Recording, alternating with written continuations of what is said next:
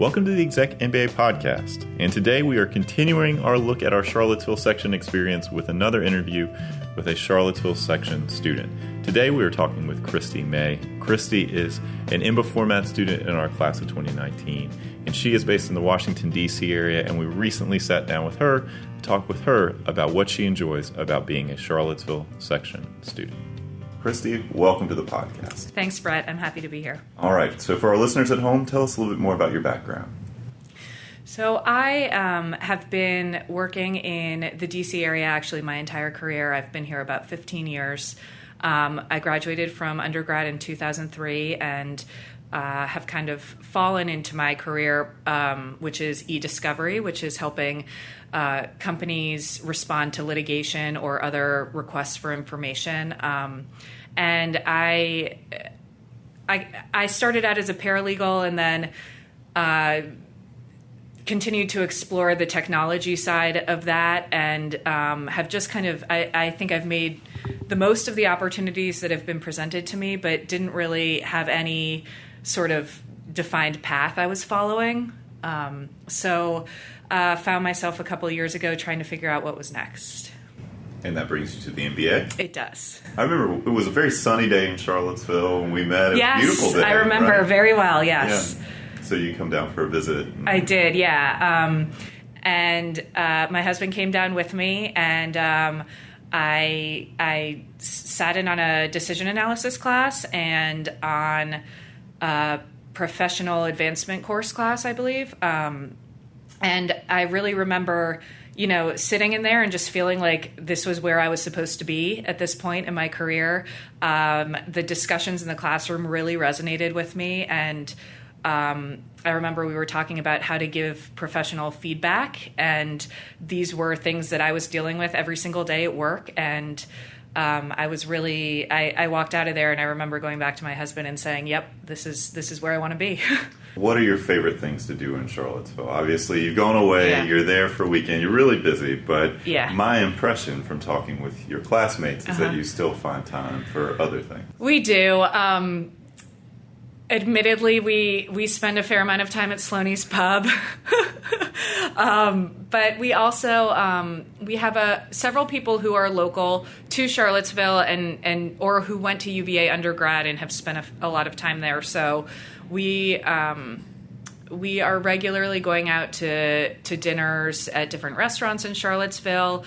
One of our classmates owns a studio downtown in Charlottesville, and that's worked out really nicely because we've had the opportunity to have some all-class kind of gatherings there after hours, which has been nice. But yeah, I'm hoping now that the weather's starting to get nicer, we're going to be able to go out and maybe go hiking or go to a winery or something this summer.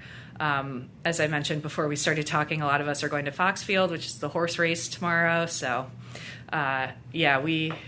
we have fun. On a non-residency weekend. So to me, that says something about your desire to spend time with your classmates. Yeah. See them once a month for these weekend residencies. And next weekend is residency, so I'll be down there. 2 weekends in a row. Yeah. Well, good. Mm-hmm. So if you were talking with a prospective student about, why Charlottesville, what would you highlight? Say you got like a minute, like an elevator pitch.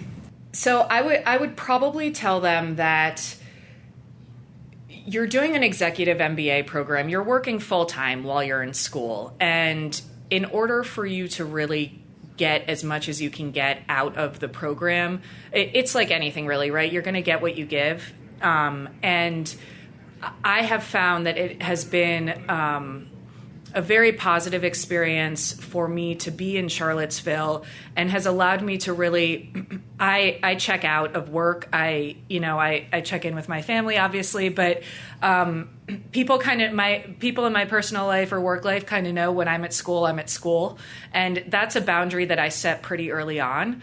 But Charlottesville is just, like you said, a lot of people are not local to Charlottesville, so the fact that we're all traveling in together brings an element to it.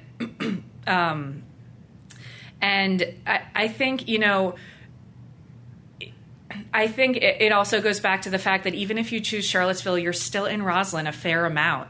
You're not the Roslyn folks don't really go to Charlottesville as much. I mean, now they're going to go for electives and they're there for LR1 and LR2.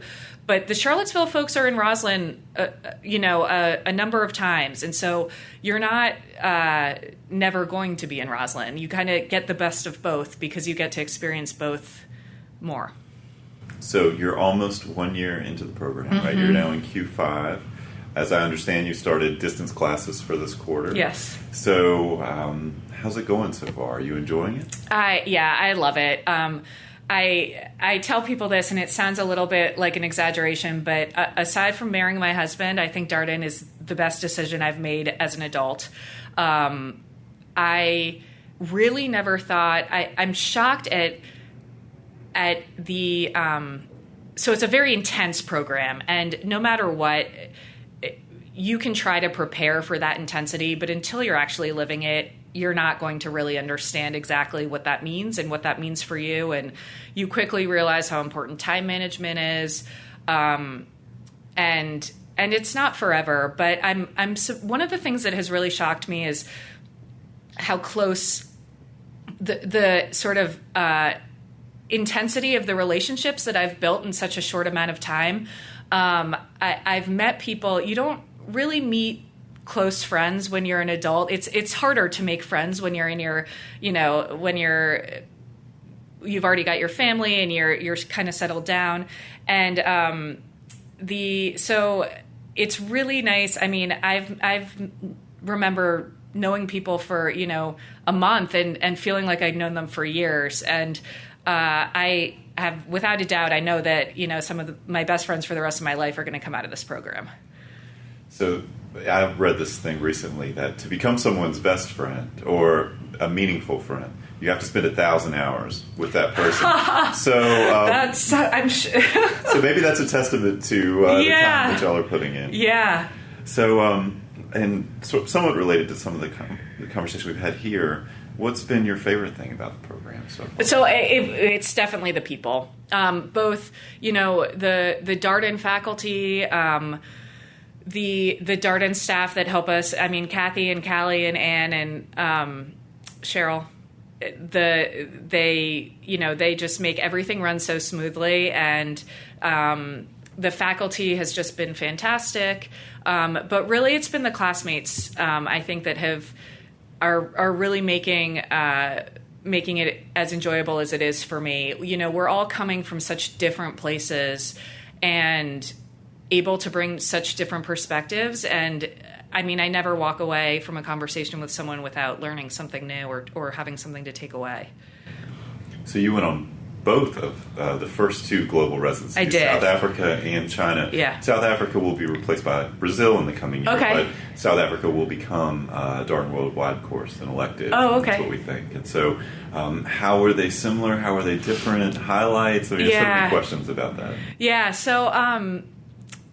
So I am kind of regretting not being a GIMBA. I'm not going to lie.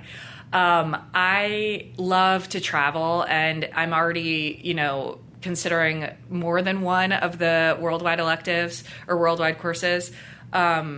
I think it's really an opportunity, and it goes back to kind of setting those boundaries, setting those expectations with your work and with your family. But I kind of feel like for these 21 months, I have the ability to say, you know what, I'm going to go do this. And if I have to take additional vacation days or make up for it somehow later, I will. But I have this opportunity, and especially so with China, I think, China's somewhere I had always wanted to go, had never been to Asia proper.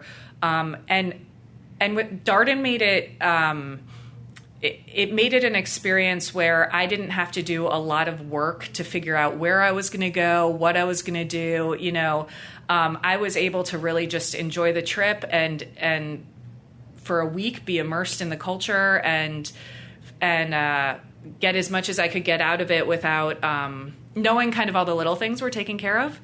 But China and South Africa were very different. I will say that the similarities I see are starting in a city that's kind of more industrial or So we started in Johannesburg in South Africa and in Beijing in China, and then went to Cape Town in South Africa and Shanghai in China. And Shanghai and Cape Town were definitely the highlights. Beijing and Johannesburg were great, and they were wonderful experiences. It was much more sort of about the classes and the companies we were going to visit, and what really working in those countries is like. And we did some of that as well in the other places, but the other places just were a little more lively. Yeah, I can understand that. I mean, in some ways, Beijing is such a political place, right? Yes. It has a very different feel than Shanghai. Extremely. And so we went to Tiananmen Square and we did the Forbidden City, and we couldn't actually walk through Tiananmen Square. It was shut down because the People's National Congress was meeting because Xi Jinping had just changed the constitution so that he's president for life, which was, and that's exciting because we were there at that moment. And then we found out, I think I was flying home the day I found out that Kim Jong-un had made a surprise visit to Beijing. So that was all exciting, but yeah. And you were there in the midst of the tariffs, right? Yes. Yep. Yeah, and so that's actually something that's been great. There are all these things. So I am not a quant. I am very much a poet. So I will say accounting and finance have been particularly challenging for me.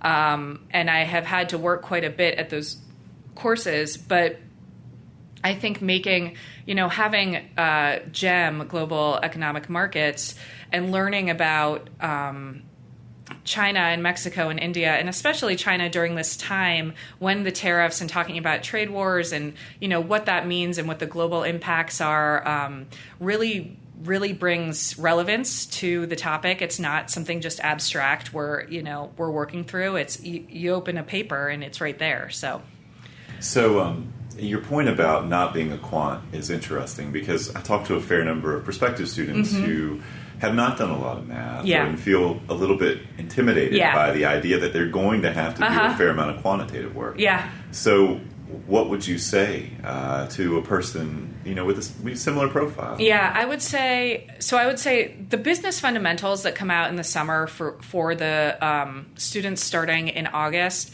I think it's important to take some time and work through those. They lay a very good foundation of the type of information you're going to be learning, and give you something to start with, I think. I will also say that even though I'm not a quant, there are, again, going back to the people, I mean, everyone is so helpful and so willing to help and really genuinely wants to help you learn, that we have accountants in the class. We have people that come from financial backgrounds, and they take the time to help us, make sure that we understand the information. And I really don't think it's a burden on them. I think they enjoy it. I know, I feel like I don't really have as much to offer them, but I think, and you're all learning it together, and you kind of realize you go in there and I was very intimidated. I thought I was going to be the only one that had never taken an accounting course, and that is not at all the case. You're really working through it, kind of as a team. My impression is that you have to be really honest with yourself, but also be willing to seek out those people who can be helpful to you. You do. And something else that I have found too, which is interesting. So not only do you learn about time management and what works for you, but you learn kind of how you learn again. And how you learn now is quite likely not how you learned when you were an undergrad or when you had been in school for however many consecutive years. But also how you learn isn't how others learn. So I know, some of my classmates are very focused on grades, and they're very, they're sort of, I need to get a DP, that's it, and I have found that as we've kind of moved on, I have become more interested in the material that we're learning and making sure that I have, an understanding of it. And if my grade doesn't necessarily, is not as high as I want it to be, it's okay. But, you also have people who start studying for an on-grounds 2 weeks ahead of time. And then you have people that procrastinate and don't start until later. And you have to kind of not let one or the other stress you out. There are too many other stressors in life that you just have to realize that if you can figure out what works for you, then it's going to be okay. Yeah, everybody finds their rhythm. Yes, exactly. So we talk with students about, sort of time management.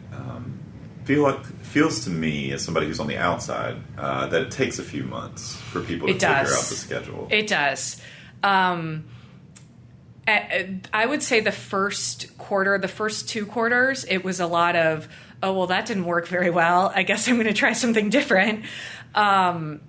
So, and then you figure out what works for you. I am someone that preferably likes to be in bed by 9 or 10 at night, and sleep is very important to me. It's not something I'm really willing to sacrifice. But I get up really early and have a little more flexibility throughout the day to be able to do some things. So, it is not a one size fits all. And, a lot of folks in our program have young kids. A handful of our folks have had their first child just in the last, 7 or 8 months. So you really just kind of figure out what works for you. Yeah, we always stress that life still happens while you're in this program. Oh, very much. So, we have new moms, new dads, yep. Adding members to families, major life events. You had classmates get engaged. People are planning weddings. Yep. So we had one of our classmates was in distance class with us Saturday morning of his wedding. And he had all of his groomsmen came in and bombarded him in the middle of class. It was kind of funny. But yeah, and we've had a number of folks already change jobs, or, get promotions, or everything's still life very much happens. Let me ask you a question about the future. Where do you see yourself going?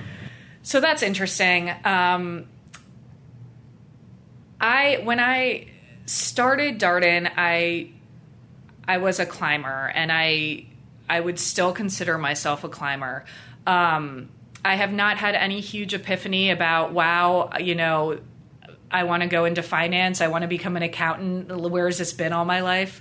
But I am working with the Career Development Center and trying to figure out how to be a little more strategic in what my next move is, and then position myself accordingly. And just the idea of being purposeful in that is exciting to me. Like I said, I've just kind of followed the path that's been presented to me and made the most of it. And the idea that it's definitely... you realize kind of just how many opportunities are out there, and the network that you build at Darden is unbelievable, and really just opens a lot of doors for you. So last question here. Okay. First of all, thanks for being on the podcast. Yeah, this is fun. Thank you for having me. This. So why Darden? So I have wanted to go to UVA since I was in 8th grade.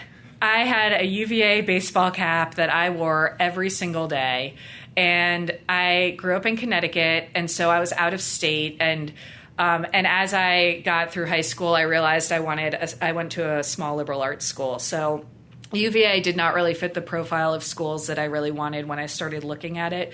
But UVA, I've just always loved it, and the reputation that Darden has certainly drew me to it. And the case study method has been really interesting. I like that we are an active part of our learning, and our, contributing. Our classmates are contributing to or my classmates are contributing to my learning, and I'm contributing to theirs. And it's not just us sitting and being talked at.